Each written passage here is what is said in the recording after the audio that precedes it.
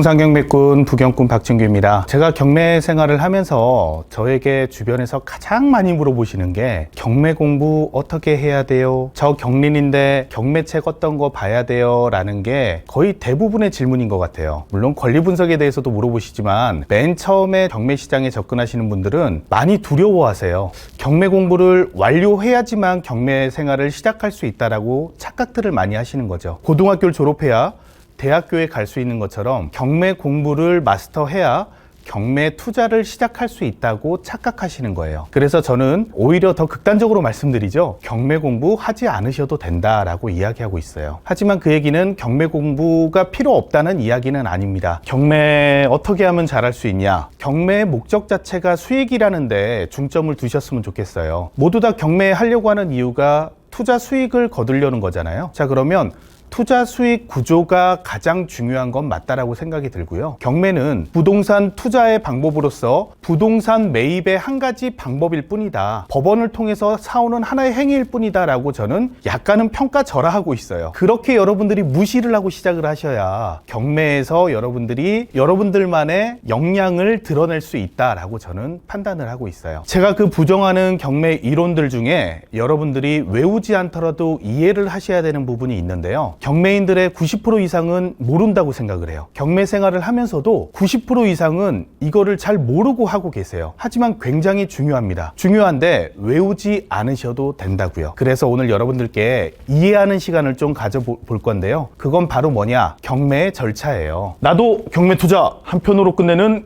경매의 절차 뽀개기! 오늘 강렬한 문구로 여러분들께 인사드릴 건데 그만큼 경매 절차가 중요하다라고 판단을 해서 그래요. 경매 절차는 민사집행법을 기반으로 하고 있는 절차법이에요. 경매 자체가 절차법이기 때문에 이 자체를 여러분들이 쉽다고 쉽게 받아들일 거라고 생각 안 하고 저 또한 어려워요. 어렵지만 경매 생활하는데 큰 문제는 없어요. 큰 문제는 없는데 왜 경매 절차가 중요하다 그러냐? 경매를 하면 할수록 아니면 초반에도 여러분들이 여러 변수를 만나실 수 있는데 그 변수가 여러분들 경매 생활에 치명적일 수 있습니다. 아니면 여러분들에게 반대로 기회가 될 수도 있어요. 그래서 이 경매 절차를 이해하고 경매하시는 분과 전혀 절차에 대해서 관심이 없고 경매를 접하시는 분의 결과는 판이하게 다를 수 있다. 같은 물건을 같이 낙찰받았다 치더라도 변수에 대응할 수 있는 사람과 그 변수 자체가 변수인 것조차 모르는 분은 극명하게 결과로서 차이가 날 수 있다라고 생각을 합니다. 그래서 다시 한번 강조하지만 경매 절차는 여러분들이 이해를 하셔야 된다라고 생각하고 오늘 이 시간을 마련했으니까 한번 집중해 주시고요. 여러분들이 이 영상을 보시고 외우지 않아도 되니까 또 잊어버리실 거예요. 그런데 경매 생활 중에 내가 이 위치에 왔다. 예를 들어서 내가 낙찰자로서 지금 잔금을 냈는데 내 위치가 어느 정도지? 라고 생각을 하신다면 경매 절차에 대해서 한번 되돌아보는 시간을 가지시고 제 영상을 다시 한번 봐주시기를 부탁드리도록 하겠습니다. 자, 그러면 첫 번째로 법원 경매 진행 과정을 쭉 나열을 해드렸어요. 이게 끝인 줄 아셨죠? 자, 두 번째까지 쭉 이렇게 있습니다. 자, 부경꾼 거짓말쟁이에요. 경매 하나도 안 어렵고 공부할 것도 없다 그러더니 탁 보기만 해도 머리가 아파요. 옛날 수학 방정식도 아니고 엄청나게 복잡합니다. 하지만 여러분들 이거 외우지 않으셔도 된다. 이해만 해주셔라 라고 부탁드리고요. 자, 그러면 하나씩 짚어볼 건데 공부법이 다 다르겠지만 누구는 이렇게 공부하시죠? 경매 신청에 대해서 막 공부를 하고 경매 개시 결정에 대해서 공부를 하고 여기까지 공부를 해야 그 다음으로 넘어가서 경매 준비 절차를 공부하고 잘못된 방식은 아니지만 그것보다 전체적인 틀을 한번 쭉 보시고 이해를 안 하시더라도 이해가 안 가더라도 쭉 전체 끝까지 가보신 다음에 다시 처음으로 돌아와서 경매 신청에 대해서 자세히 알아보신다면 조금 더 이해가 빠르실 거라고 생각해요. 그래서 오늘 제 방식대로 설명을 해드리도록 하겠습니다. 자, 법원의 경매는요, 우선 누군가 신청을 해야겠죠. 법원 경매를 신청해야 경매가 진행되는 건 당연한 상식이잖아요. 공부하지 않아도 알고 있죠. 자, 법원에서 신청하면 법원에다가 신청했는데 신청하는 대로 다 경매를 하라고 할 수는 없죠. 자, 그래서 법원에서 이 경매에 대해서 경매를 해도 되는지 안 되는지 판단을 하게 돼요. 자, 그걸 결정이라고 부르는데 경매 개시 결정을 판단하고요. 경매 개시 결정이 되고 나면은 경매 준비 절차를 들어가죠. 이 물건을 매각하기 위해서 감정평가도 하게 되고 현황조사도 하게 되고 이런 것들을 준비하게 됩니다. 그리고 여기까지 진행이 되고 법원에서 배당 요구 종기일이라고 각 이해관계자들한테 간단하게 얘기해서 빚자치 할 건데 돈 받을 사람들 신고해. 야, 이 물건에 대해서 권리 있는 사람들 다 신고해. 그러면 내가 보고 판단해서 권리 순서대로 돈을 배당해 줄게 라는 기일을 지정하게 돼요. 이해관계자들한테 매우 중요한 날인데 배당 요구 종기일이라고 합니다. 자, 배당 요구 종기일이 지정이 되고 여기까지 이해관계자한테 통보가 다 되고 배당 요구 종기일이 지나고 나면은 법원에서 매각 기일을 잡게 돼요. 자, 언제 매각을 하겠습니다. 얼마에 매각합니다. 라는 공고를 하게 됩니다. 그 이후에 당연히 매각이 시작되겠죠. 자, 그래서 입찰이 실시가 되고 입찰을 하고 난 다음에 최고가 매수인이 와, 나 낙찰 받았어. 내 거야. 라고 하면 안 된다는 거죠. 최고가 매수 신고인은 최고가 매수 신고인일 뿐 낙찰자는 아무런 권리가 없다. 자, 그래서 7일 동안은 법원에서 지금까지 경매 절차가 이상이 있었는지 한번 쭉 훑어보는 시간을 갖고요. 최고가 매수인이 적합한지도 검토를 한 다음에 매각 허가 결정이라고 하게 됩니다. 최고가 매수인한테 매각해도 됩니다. 라는 결정을 하게 되고요. 이 결정이 끝나도 법원의 결정이 잘못됐을 수도 있으니까요. 다른 이해관계자들이 7일 동안 즉시 항고할 수 있는 기간을 주게 돼요. 이 신청에 이상 있는 사람 이런 시간을 갖게 됩니다. 자, 이때까지 이상이 없어서 매각 허가 결정에 대한 확정까지 나게 되면 돈 언제까지 내세요? 라는 기일을 잡게 되고요. 돈 언제까지 내세요? 하게 되면은 돈을 내시면 돼요. 잔금을 납부하고 매각 완납 증명서를 받게 되면 자, 법원에서는 이제 경매 절차가 종료되니까 법원에서 돈을 받았죠? 낙찰금을 받았으니까 이 돈을 이해관계자들한테 나눠줘야 될 거 아니에요? 그래서 배당표를 작성을 하게 되고요. 배당표를 작성 후에 배당을 하게 됩니다. 그리고 법원에선 본사건을 종료하게 되죠. 자, 어떠세요? 지금까지는 상식적으로 충분히 이해 정도 할 수 있는 수준이잖아요. 어렵지 않잖아요. 그죠? 이 경매 진행 절차를 아셔야 된다라는 얘기입니다. 자, 그러면 세부적인 사항으로 한번 들어가 보겠습니다. 자, 처음으로 돌아왔습니다. 법원 경매 진행 과정, 경매 신청부터 시작됐어요.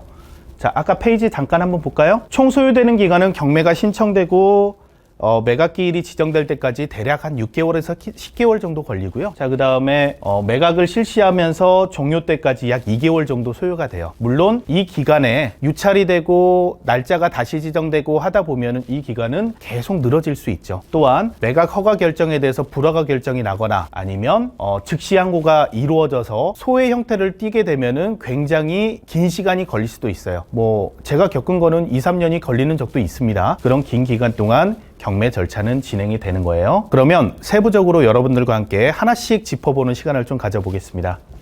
우선 경매 신청 누가 할 수 있죠? 돈 받을 권리가 있는 사람이 하겠죠. 다시 얘기해서 뭐 채권자가 채무자를 상대로 경매를 신청할 수 있는 거예요. 자, 그런데 경매 신청을 할 때는 크게 두 가지로 나누게 되는데 임의 경매하고 강제 경매가 있습니다. 자, 임의 경매, 강제 경매 들어는 보셨죠? 이렇게 구분은 하기가 좀 쉽진 않으실 거예요. 물론 써 있으니까 우리가 굳이 구분하지 않아도 되지만 임의 경매, 강제 경매를 우리가 구분하는 이유는요. 나중에 관습법상의 지상권을 얘기할 때가 있을 거예요. 조금 어렵게 깊게 들어가게 되는데 우선은 잘 모르셔도 됩니다. 그때 제가 다시 한번 자세히 설명을 해드리도록 할게요. 그래서 임의경매, 강제경매는 구분을 해야 될 필요성은 있다라고 생각하시면 되고요. 임의경매 같은 경우에는 간단히 얘기해서 담보권 실행을 위해서 하는 경매라고 생각하시면 돼요. 그것도 어렵나요? 그러면 고시가 된 거 등기부등본이나 뭐 어디에 이렇게 표시가 돼서 나 여기 돈 빌려준 게 있어요 라고 누구나 알 수 있게 해놓은, 즉 권리를 부여받은 물건이라고 하는데요. 권리를 부여받은 거에 대해서 그 담보권을 실행하기 위한 경매를 임의경매라고 해요. 자, 그래서 임의경매 신청서를 잠깐 보시면요. 다른 거보다 임의경매 신청서에 대해 첨부 서류가 부동산 등기부등본과 채권 증서만 내면 끝이에요. 왜냐? 나는 이미 권리가 있는 사람이에요. 돈 받을 권리가 누구나 알 수 있게 확정된 사람이에요. 그 담보권을 실행하기 위해서 피담보물을 처분해달라고 법원에 요청하는 거예요. 그게 임의경매라고 생각하시면 됩니다. 근저당권, 전세권, 뭐 대략 여러분들 잘 아시는 등기부등본에 표시된 그런 사항들이 임의경매로 들어가게 될 거고, 저희가 만나는 경매의 상당 부분은 임의경매가 되겠죠. 자, 그럼 강제경매는 뭐냐? 담보권처럼 누가 보기에 확정되지 않았어요. 당신이 권리가 있는지 없는지 몰라. 법원에다가 저 돈 받을 거 있는데 이것 좀 받아주세요라고 신청했더니 법원에서 야, 내가 널 어떻게 믿냐? 너 이거 확인 좀 받아와. 국가기관에 확인 좀 받아와. 누가 확인해주죠? 법원이죠. 법원에서 여기 돈 받을 거 확인 받아오면은 거기에 대해서 경매해줄게 라는 거예요. 자, 그래서 집행권한에 의해서 진행되는 걸 강제경매라고 하는데요. 강제경매 신청은 임의경매하고 다르게 첨부 서류할 때 집행력이 있는 정보를 첨부를 해야 됩니다. 예를 들어서 지급명령을 받았다면 지급명령에 대한 확정 판결을 받아야 되는 거죠.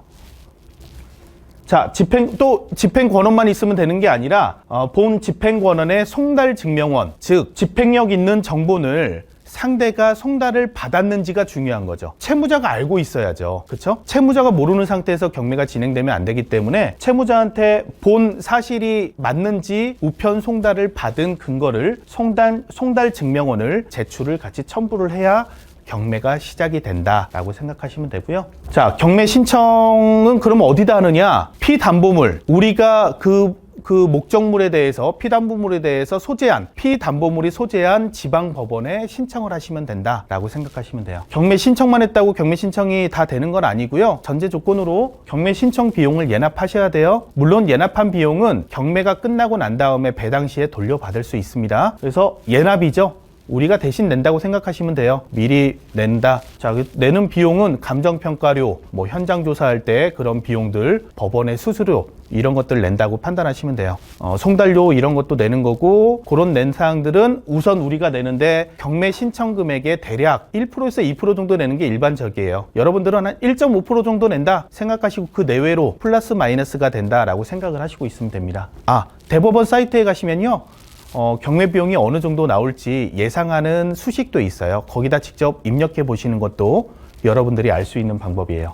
자, 경매가 신청이 되면 경매법원에서는 3일 내에 경매 개시 결정을 해야 돼요. 통상 이틀에서 3일이면 경매해 마라라고 결정이 나게 돼요. 아까 첨부 서류에 집행력 있는 권한으로 강제 경매를 신청했거나 아니면 담보권 실행을 위해서 진행했기 때문에 서류에서 이미 다 거의 끝났죠. 그러니까 별로 솔직히 검토할 게 없어요. 하지만 법원에 신청이라는 절차로 얘기했기 때문에 법원은 결정이라는 말로 화답을 해야 돼요. 이거는 여러분들 상식적으로 조금 알아볼게요. 법원에 저희가 요청을 하는 거는 재판을 요구하는 거예요. 그렇죠? 법원에 우리가 물어보면 재판을 해달라는 얘기잖아요. 그럼 크게 두 가지로만 구분하시면 돼요. 하나는 신청이라는 의미로 물어보시게 되면 법원은 그냥 법원 자체적으로 판단해요. 그리고 결정이라는 문서로 답을 해줍니다. 그리고 법원에다가 우리가 많이 하는 게 뭐죠? 일반적으로 하는 게 소송의 형태도 있죠. 소송의 형태로 물어보면 판결이라는 말로 대답을 해줘요. 재밌죠? 재판부에서 그렇게 대답을 해주는데, 제가 이 얘기는 왜 하냐면 여러분들이 경매 절차상으로 신청을 법원의 신청의 문구로 해야 될 때가 간혹 있어요. 그럴 때는 법원에서 결정이란 문구로 답을 해준다라고, 이것도 하나의 재판이다라고 생각하시면 돼요. 자, 다시 돌아갑니다. 경매를 신청했어요. 임의경매, 강제경매로 신청하고 비용도 냈습니다. 그랬더니 법원에서 경매하세요 라고 개시 결정을 해줘요. 자, 그러면 경매하세요 라고 하면 다 받아주면 안 되겠죠. 채무자나 소유자의 권리도 어느 정도 보호를 해줘야겠죠. 아니면 다른 이해관계자들의 권리도 보호해줘야 되기 때문에 경매 개시 결정이 떨어지면 이 이후부터는 경매 개시 결정에 대한 이의 신청을 하실 수 있어요. 이의 신청이면 신청은 뭘로 답한다고요? 결정으로 답을 법원에서는 하게 돼 있죠. 이 신청이 받아들여지면 경매 절차에 대해 집행정지의 효력이 있기 때문에 본 경매 절차가 우선 정지가 돼요. 정지가 된 상태에서 다툼을 조금 하게 되겠죠. 그리고 그게 인용이 되게 되면은 본 경매는 취소가 되겠죠. 이렇게 보시면 되고요. 자, 그러면 경매 개시 결정을 하게 되면 경매법원에서는 등기관에게 명령을 하게 됩니다. 촉탁 등기해 주세요. 오늘부로 경매 개시 결정하게 됐습니다. 자, 촉탁 등기해 주세요. 어디다 표시하죠? 부동산의 압류는 어디다 표시해야 조금 누구나 다 볼 수 있을까요? 자, 바로 등기부등본이죠. 부동산 등기부등본에 촉탁 등기를 해주세요 라고 명령을 하게 돼요. 그리고 소유자, 채무자 및 각 이해관계자들에게 개시 결정문을 송달해서 본 물건이 경매가 시작됩니다 라고 알려주게 돼요. 경매법원에서는 경매 개시 결정을 하게 되면은 우선은 동시에 이루어지는 몇 가지 일이 있는데요. 자, 첫 번째로 압류의 효력을 발생시키기 위해서 경매 신청을 촉탁 등기합니다. 자, 그래서 경매 개시 결정이 됐습니다 라고 본부동산 등기부등본에 압류를 하게 돼요. 그리고 두 번째로 경매 개시 결정문을 송달하게 되는데요. 민사집행법에는 경매 신청이 등기 촉탁되거나 아니면 경매 개시 결정문을 송달했을 때 압류의 효력이 발생된다. 즉 둘 중에 하나만 되면 개시 결정에 대해서 압류의 효력이 발생한다라고 되어 있는데, 실무상으로는 개시결정문을 먼저 받는다면 무슨 안 좋은 일이 생길까요? 자, 채무자가 개시결정문을 먼저 받았어요. 그런데 본 부동산 등기부등본에 개시결정문이 촉탁 등기되지 않았어요. 그럼 어떤 일이 발생하죠? 사행위를 할 수 있겠죠. 소유권을 넘겨버리면 되죠. 압류가 안 됐으니까 딴 사람한테 넘어갈 수 있을 거 아니에요. 이런 폐해가 발생할 수 있기 때문에 민사집행법에 써진 것과 다르게 우선은 등기를 먼저 합니다. 개시 결정이 떨어진과 동시에 우선은 본 부동산 등기부 등본을 등기 촉탁하면서 경매 개시 결정이라는 말을 써주면서 등기 촉탁을 하게 되는데, 표로 한번 볼까요? 자, 이런 식으로 써지게 돼요. 임의 경매 개시 결정 등기부등본에 이렇게 써지게 됩니다. 갑구에 임의 경매 개시 결정, 인천지방법원 임의 경매 개시 결정 된 거 쭉 적어주고 날짜가 나오게 되죠. 미리 압류를 한다는 거예요. 자, 강제 경매는 문구만 다릅니다. 위에는 임의 경매라고 되어 있는데 아래는 강제 경매 개시 결정이라고 써지고, 똑같은 식으로 사건 번호를 이렇게 명시를 해요. 자, 실무상으로는 등기 촉탁을 먼저 하고, 자, 이게 압류가 되고 난 다음에 등기가 된 걸 확인한 다음에 송달을 보낸다라고 알고 계시면 됩니다. 자, 그리고 본 부동산이 압류의 효력이 생겼다. 압류 효력이 생긴 이후로는 법원에서는 바로 준비 절차를, 경매를 하기 위한 준비 절차를 하게 되는데, 크게 본다면 현황조사를 명령하죠. 누구한테 하게 되죠? 집행관이죠. 자, 그리고 감정평가를 명령하게 됩니다. 현황조사 같은 경우에는 현황조사서를 만드는데, 현황조사서는 집행관한테 법원에서 무엇을 명령하는 거냐? 본 부동산의 현상에 대해서 가서 보고 와. 이게 첫 번째고요. 두 번째, 점유의 현황을 알아와 라는 두 가지로 아시면 돼요. 그래서 현황조사서에는 조사 일시가 이렇게 적힙니다. 하나가 적힌 곳도 있고, 두 개가 적힌 곳도 있고, 10개가 적힐 수도 있어요. 집행관이 판단하기에 갈 때마다 패문부지여서 사람을 못 만나는데, 이거는 현황조사를 제대로 해야겠다라고 생각한다면 만날 때까지 가시는 거예요. 그리고 뭔가 의문점이 있다, 아니면 이의 신청이 들어왔다 하게 되면 법원에서는 집행관한테 계속 명령을 하는 거예요. 법원의 행동대장이라고 생각하시면 됩니다. 집행관님은. 그래서 집행관한테 현장조사 다시 해, 현황조사 다시 해 라는 얘기를 하게 되죠. 현황조사서에는 크게 현재의 상태, 그러니까 주소니 아니면 일반적인 상태들, 현재 어디에 위치해 있고 어떻게 돼 있고 이런 사항들을 명시를 하게 되고, 두 번째로 우리가 집중해야 되는 게 가장 중요한데, 부동산의 점유관계를 명시를 하게 돼 있어요. 그래서 점유관계는 소재지가 어디여서 점유관계는 어떻게 되는지, 잘 모르겠으면 미상이라는 말로 표현을 하게 되죠. 그 다음에 기타, 본인이 들은 내용은 들은 내용 그대로 이쪽에 현황조사서에 적게 돼 있습니다. 본인의 주관적인 생각은 담기지 않고요. 객관적인 사항을 적는 게 현황조사서라고 보시면 되겠습니다. 현황조사서에서는 일반 점유관계를 특정하기 위해서 현장의 상태도 중요하지만 주민센터로 가서 그쪽에 전입되어 있는 모든 사람들의 등기부등본 발급도 하죠. 해서 다 여기다가 명시를 하게 돼 있어요. 자, 이런 현황조사서가 있고요. 그래서 법원에서 현황조사하고 감정평가 명령을 해서 경매 준비 절차가 진행되고 난 다음에는 배당 요구 종기일을 지정하게 돼 있습니다. 배당 요구 종기일, 즉 상식적으로 생각해 볼게요. 이해관계자들이 있어요. 본 부동산에 관련된 소유주나 채무자한테 돈을 받아야 되는 사람들이 있는데, 이분들에 대해서 고지를 해줘야 될 거 아니에요. 빚잔치 할 예정입니다. 본 부동산이 경매로 넘어갔습니다. 이해관계자들, 돈 받을 권리가 있는 사람들은 권리 신고를 하세요 라는 안내를 하게 돼요. 자, 언제까지 하는지가 중요한데, 이걸 나중에 와가지고 경매 절차가 진행되고 있는데도 저도 돈 받을 거 있어요, 사실 저도 돈 꿔준 게 있었어요 라고 하게 되면은 이게 절차가 진행이 힘들겠죠. 자, 그래서 그 기한을 두게 돼요. 자, 그 기한을 배당 요구 종기일이라고 부르는데요. 배당 요구 종기일은 아까 압류의 효력이 발생될 때가 언젠지 얘기 드렸죠. 본 경매 신청이 등기 촉탁되거나 부동산에, 아니면 개시 결정문을 송달받았을 때, 둘 중에 하나가 되면 압류의 효력이 발생되는데, 민사집행법에는 그렇게 되어 있습니다. 그렇게 되어 있는데, 이 날짜로부터, 압류 효력이 발생된 날로부터 일주일 이내에 법원은 배당 요구 종기일을 지정을 해줘야 돼요.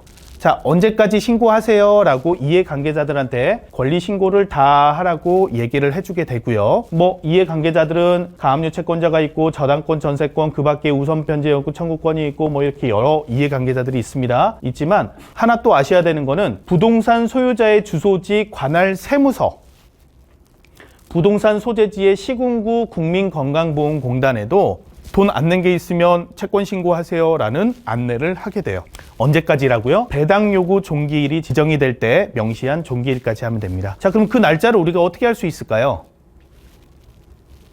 통상적으로 배당 요구 종기일 지정일로부터 3개월 이내에 하게 돼 있어요. 3개월 이내 지정하게 돼 있는데 뭐 2개월에서 3개월 정도 사이로 지정하는 게 일반적인 것 같아요. 그래서 아까 맨 처음에 보셨을 때 등기부등본에 저희가 사건 번호가 나오죠. 본 부동산 경매 시작됩니다 라고 압류를 하면서 임의경매 개시 결정, 인천지방법원 2019 나 뭐 이런 식으로 표시를 하죠. 2019 타격 뭐뭐뭐 사건 이렇게 하잖아요. 그 사건 번호로 대법원 정보 사이트에 들어가시면 사건 번호를 치고 경매 물건으로 들어가셔서 이렇게 사건 번호를 검색하시게 되면은 사건 내역에 첫 번째 배당 요구 종기일이 두 번째로 표시가 됩니다. 예정 물건일 때 보실 수 있습니다. 본 물건이 예정 물건이어도 배당 요구 종기일 지정이 되고 나면은 대법원 사이트에 배당 요구 종기 내역 해서 배당 요구 종기일 2018년 11월 8일 이런 식으로 공고를 하게 됩니다. 이 날짜까지 무조건 하셔야 됩니다. 이 날짜 지나가지고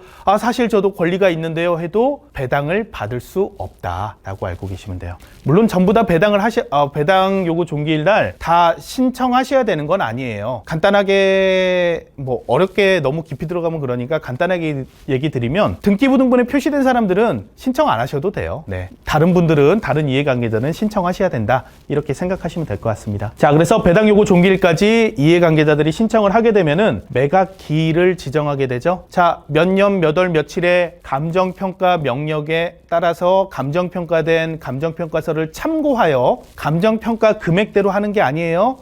감정평가 금액을 참고하여 법원에서 최저 입찰가 얼마에 경매하겠습니다 라고 공고를 하게 되고 이런 공고는 신문 및 법원의 게시판에 공고를 하게 됩니다.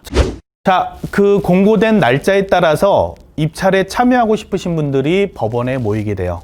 잠깐 전 단계로 가볼까요?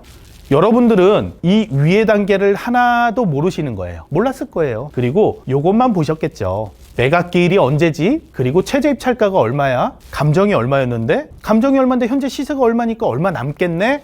라고 이 날짜만 보고 입찰장으로 모이시는 거죠. 그래서 입찰을 실시하게 되는 거예요. 자, 입찰을 실시했습니다. 실시하고 나서 최고가 매수인이 나왔다면, 유찰됐다면 다시 전 단계로 가서 날짜가 지정되고 다시 2회차 입찰을 시작하겠죠? 다시 입찰을 하면 되는 거고요. 재매각을 실시하는 거죠. 하면 되는 거고, 자, 두 번째로는 최고가 매수인이 나오게 됐다면 7일 동안의 기간 동안 법원은 이 전의 절차를 다 검토하게 돼요. 경매 신청 단계부터 문건 송달된 내역들, 그 다음에 본인들이 법원에서 처리해야 되는 게 법 규정에 맞게 했는지 전체적인 검토를 하게 됩니다. 자, 그리고 이상이 없다. 또 최고가 매수인이 이상이 있는지도 확인하겠죠? 최고가 매수인이 적법한 사람이 받은 게 맞는지, 뭐 다른 문제점은 없는지, 아니면 이의 신청이 다른 게 들어왔는지 7일 동안 검토를 한 다음에 매각 허가 결정을 해주게 돼요. 본 물건을 매각해도 됩니다 라고 결정을 법원에서 하게 됩니다.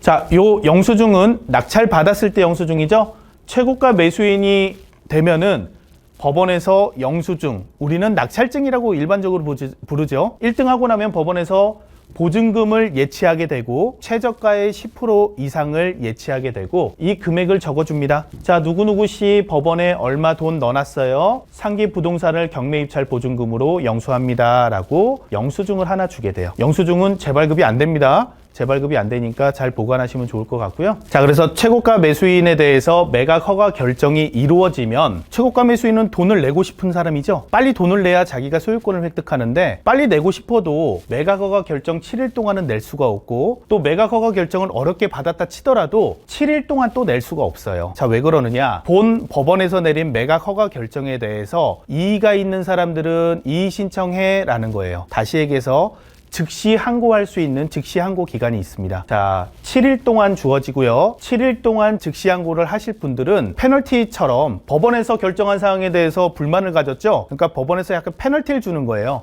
뭐냐?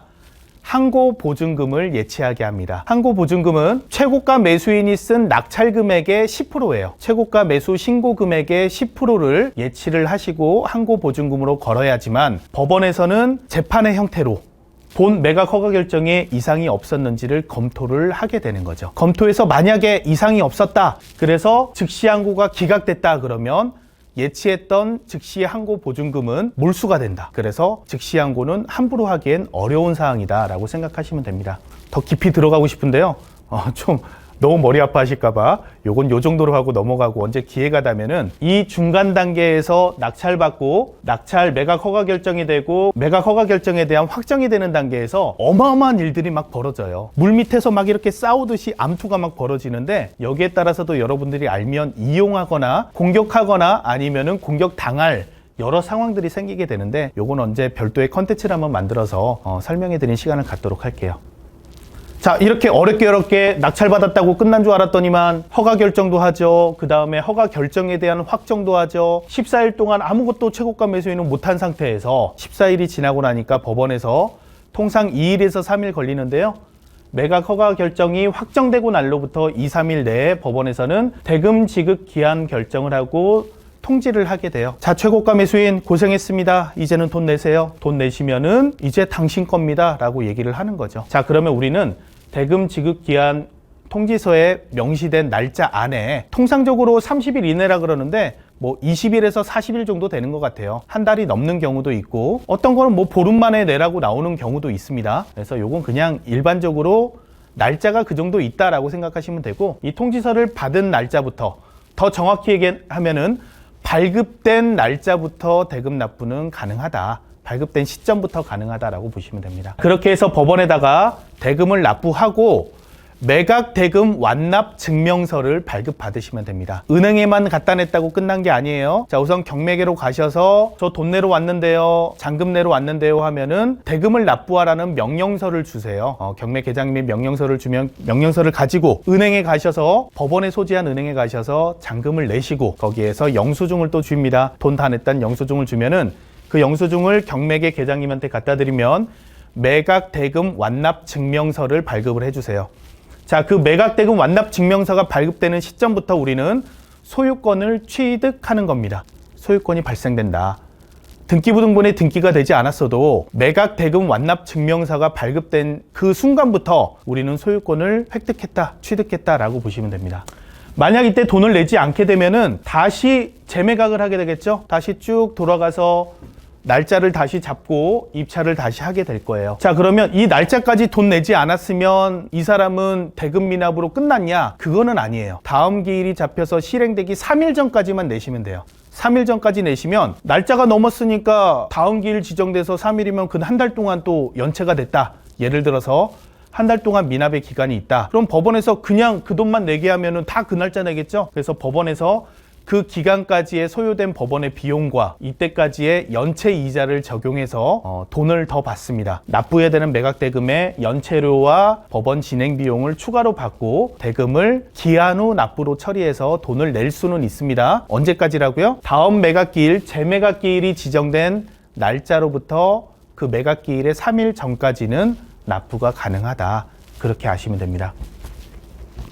자, 돈을 내고 나면은 저희는 최고가 매수인은 당연히 촉탁 등기를 신청하게 되고 부동산 인도명령과 명도 소송이 들어가게 될 거고요. 또 집행관을 통해서 집행을 할 수도 있겠죠. 최고가 매수인의 절차는 이렇게 빠지게 되고요. 법원의 절차는, 자, 이제 돈을 내고 모든 게 소유권을 다 넘겨줬으니 빚잔치를 해야죠. 그래서 아까 배당 요구 종기일까지 신청하신 사람들을 권리순으로 쭉 배당표를 작성을 하게 돼요. 배당일 3일 전까지 작성을 해서 법원에 경매계로 가시면은 이렇게 비치를 하고 있어요. 이해관계자 누구나 가서 열람을 해서 내가 내가 돈을 얼마 받게 되는지 알 수 있어요. 3일 동안 검토하신 다음에 배당 기일에 가서 돈을 받으시면 되는데, 거기에 대해서 이의 신청할 게 있다 그러면 배당 이의 신청을 하시면 됩니다. 하시면 법원에서 적절한 조치를 취해 줄 겁니다. 자, 그렇게 돼서 배당까지 완료되면 법원에 보존계로 기록을 송부하고 모든 경매는 종료가 되게 됩니다. 긴 여정이었죠? 잠깐 유튜브 틀었더니 길게 얘기하죠. 고리타분하게 재미없게. 자, 다시 얘기하지만 민사집행법을 기초로 절차법이기 때문에 경매 자체가 지루할 수밖에 없어요. 하지만 여러분들이 경매 신청부터 배당 때까지 절차를 알고 계셔야, 내가 만약에 예를 들어 볼게요. 매각 확정이 난 상태에서 대금 지급기한 결정을 받은 상태다. 그러면 나한텐 어떤 권리가 있는지를 아셔야 된다는 거예요. 그 권리를 아시려면 이 전에 어떤 절차로 해와서 어떤 이해관계자가 어떤 목적에서 법원에 다른 요구를 하는지 알 수 있다는 거죠. 적절한 대처가 가능하시다. 그래서 전체적인 틀을 여러분들이 우선은 오늘 저와 함께 보셨으니까 이해만 해주셨으면 하는 게 오늘 제 바람입니다. 앞으로 제 유튜브 콘텐츠에서는요, 여러 변수에 대응하는 방법들을 알려드릴 거예요. 제가 겪었던 방법들, 그리고 민사집행법에 나와 있는 규정들을 기반으로 해서 어떻게 하면 빠져나갈 수 있는지, 아니면 어떻게 하면은 이걸 우리가 활용해서 수익을 극대화시킬 수 있는지, 이런 부분들을 얘기하게 될 건데요. 그런 부분들을 여러분들이 이해하시려면, 여러분들 저한테 처음에 질문하시는 거, 경매 공부하고 싶은데 뭐 해야 돼요? 라고 얘기했을 때 이 절차부터 이해를 해 주셔야 된다라고 제가 자신 있게 말씀을 드리겠습니다. 자, 그리고 추가로 공부하고 싶으시면요, 만화책 보세요. 이건 농담이 아니에요. 저한테 책을 추천해달라고 하시는 분들이 많이 있으신데, 제가 추천해드리는 책은 경매 기초가 나온 만화책입니다. 중학생, 고등학생이 보기에도 부담 없는 만화책. 경매에 대해서 대략적인 감만 잡을 수 있는 만화책을 보시는 게 쉽게 이해하기 잘 만들어 놓으셨더라고요. 자, 그 만화책을 보셔서 이해를 하시고, 절차법을 이해하시고, 여기에서 외워야 되는 몇 가지 사항들이 있는데, 권리 분석이 꼭 필요한 사항들이 몇 개가 있는데요. 그 부분들은 제가 별도로 한번 더 이런 컨텐츠를 만들어서 얘기하도록 하고, 요것만 준비되시고 나면은 여러 변수들, 제가 전에 절차 중에서 뭐 이런 게 있었죠? 라고 하면서 그런 변수들에 대해서 얘기를 해드리고, 응용할 수 있는 방법들에 대해서 얘기를 해드리도록 하겠습니다. 어렵지 않습니다, 여러분. 경매 어렵지 않아요. 저처럼 멍청한 사람도 하고 있는 게 경매다 보니까 여러분들이 어렵다고 하시면 안 돼요. 그래서 재밌게 여러분들이 경매에 대한 개념을, 경매하면 답답하고 무슨 무섭기도 하고 어렵기도 하고 이런 생각들부터 바꿔주신다면, 그리고 부경꾼을 따라오신다면 쉽게 경매할 수 있는 법 알려드리도록 하겠습니다. 하지만 우리가 놓치지 말아야 될 게 뭐라 그랬죠? 경매를 하는 게 목적이 아니다. 무엇이 목적이에요? 경매로 수익을 내는 게 목적이다. 그래서 부동산의 가치를 상승시키는 경매를 할 수 있는 경매, 제가 주장하고 있는 고차원 경매는 경매 절차를 이해를 하셔야 된다. 지루한 얘기해서 죄송합니다. 그래도 꼭 해야 되는 얘기이기 때문에 오늘 하게 됐고요. 여러분들 경매 생활에 중요한 기초가 될 경매 절차법 놓치지 마시고, 반복해서, 이해가 안 가시면 반복해서 보시면 되죠. 아니면 다음에 경매 생활에 맞닥뜨렸을 때 다시 찾아서 보시면 돼요. 꼭 숙지하시기를 부탁드리도록 하겠습니다. 그리고 꼭 알아야 되는 사항들을 제가 준비는 하고 있는데요. 2월 정도쯤에 꼭 아셔야 되는 사항들만 집어서 온라인으로 10강 정도, 전국에서 너무 인천 송도가 멀다고 하셔서요, 온라인 10강 정도로 해서 교육 자료를 좀 만들어 볼까 해요. 기대해 주셔도 될 것 같아요. 만들고 있는데 괜찮을 것 같습니다. 저 공부 싫어하기 때문에 압축해서 아셔야 될 것만 아실 수 있게 교육을 준비하도록 한번 해볼게요. 그 소식은 다음에 한번 전하기로 하고요. 오늘 경매 진행 과정은 이것으로 마치도록 하겠습니다.